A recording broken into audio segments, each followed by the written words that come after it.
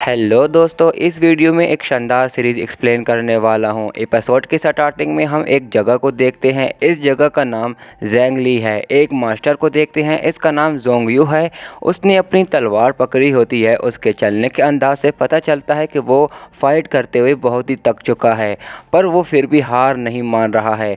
उसके सामने एक दूसरा मास्टर होता है जिसका नाम कांग दिंग होता है। उसके सामना कर रहा होता है। अब मास्टर जोंगयू उसको कहता है कि जुनूनी होना बंद करो, क्या तुम मरना चाहते हो? जिस पर वो मास्टर कांगदिन उसको कहता है, आपको लगता है कि आप इस दुनिया के लिए जन्म और मृत्यु का चक्कर बनाते हैं, क्या तुम इस दुनिया को बचा पाओगे? तुम बहुत ही बुढ़े हो। जिस पर मास्टर जोंगयू कहता है कि ऐसी बातें से सिर्फ तुम अपनी मौत को ही दावत दे रहे हो, और उस पर अपनी तलवार से अटैक करता है। वो मास्टर कांगदिन उसको रोकता है, उससे फाइट करता है। तभी वो अपनी तलवार ज़मीन पे मारता है, जिससे मास्टर जोंगयू पीछे हट जाता है। तभी वो मास्टर कांगदिन अपनी स्पिरिचुअल पावर फॉर्मेशन को एक्टिवेट करता है और मास्टर जोंगयू पर स्वॉर्ड अटैक करता है। मास्टर जोंगयू उन सभी स्वॉर्ड अटैक को खुद से बचा लेता है और उसको फॉर्मेशन पर ज़ोरदार अटैक करता है, जिससे ज़ोरदार एक धमाका हो जाता है।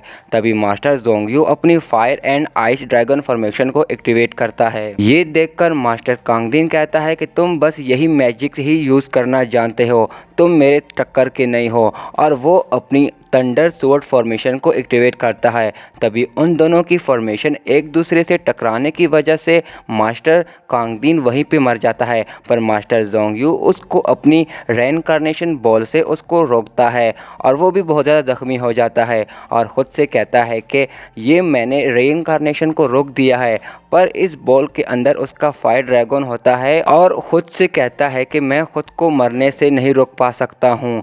तभी वहाँ एक इंसान की सोल को देखते हैं, जो वो कह रहा होता है, मैं कहाँ आ गया हूँ, मैं उड़ क्यों रहा हूँ? और मास्टर ये देखकर कहता है कि ये सोल ऐसी जगह पर क्या कर रही है। तभी मास्टर जोंगयू उसके पास जाकर उसको अपनी मैजिक पावर से उसको असली फॉर्म में लाता है, जो हमारे इस कहानी का हीरो है। तभी हमारा हीरो पूछता है कि तुम कौन हो और मैं यहाँ क्या कर रहा हूँ? जिस पर मास्टर जोंगयू कहता है कि मेरी बात सुन, तुम मर चुके हो, मगर मैं इस रेइनकार्नेशन बॉल को इस्तेमाल करके हम दोनों को बचा सकता हूँ। तभी हमारा हीरो कहता है कि हाँ, मुझे याद आ गया, मैं एक डूबते बच्चे को बचाते हुए खुद पानी में डूब गया। जिस पर मास्टर जोंगयू यू येन और येन फॉर्मेशन को निकालता है और वो हमारे हीरो की बॉडी में डालता है और फिर जिन मैजियन फॉर्मेशन को उसकी बॉडी में डालता है। इससे हमारे हीरो को थोड़ी तकलीफ़ हो रही होती है। हमारा हीरो उसको कहता है कि सुनो बुड्ढे, मेरे पास पैसे नहीं है, मैं इसकी कीमत नहीं चुका सकता हूँ, तुमने बिना बताए मुझे ये सब पावर दे दी। तभी मास्टर जोंगयू की बॉडी गायब होने शुरू हो जाती है।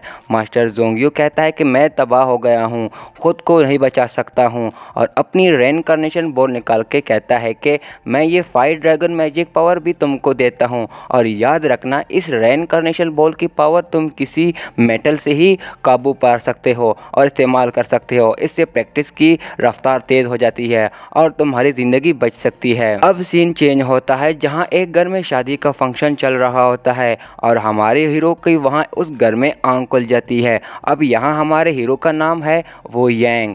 अब वो यांग खुद से कहता है, मैं ये कहाँ आ गया हूँ। तभी वो अपने सामने एक खूबसूरत लड़की को देखता है। वो लड़की उसको कहती है, पता नहीं तुम कर पाओगे या नहीं, पर तुम्हारे पास मौका है।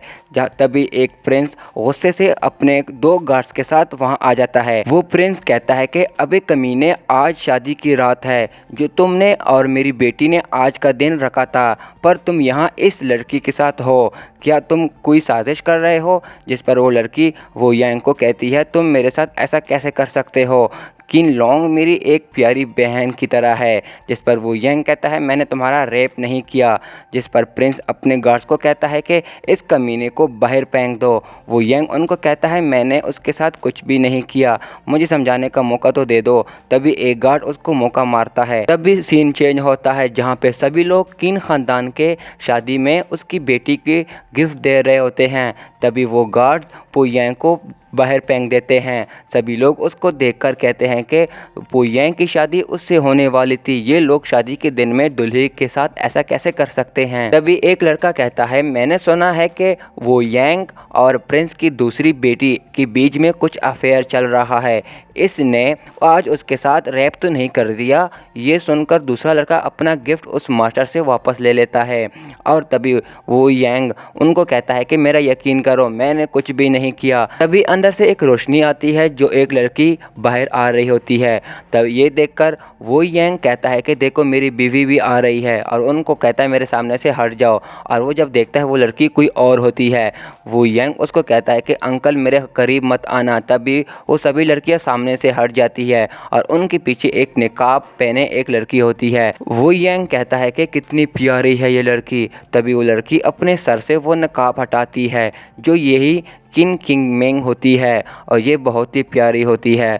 वो यांग उसको देखकर पिघल जाता है और यहीं पे हमारा ये वाला एपिसोड ख़त्म हो जाता है। दोस्तों ये वीडियो कैसी लगी, अच्छी लगी तो लाइक कीजिएगा। शुक्रिया।